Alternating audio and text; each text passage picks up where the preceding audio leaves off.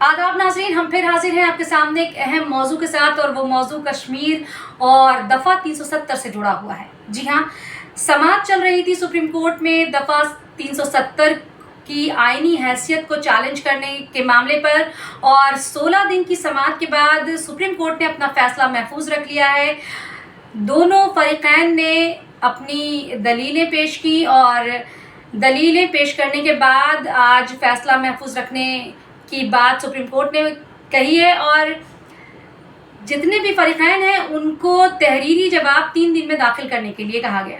अब देखना यह है कि दफ़ा 370 की आईनी हैसियत पर जो समाअत चल रही थी उस पर कोर्ट अपना क्या फैसला सुनाता है, ये देखने वाली बात होगी।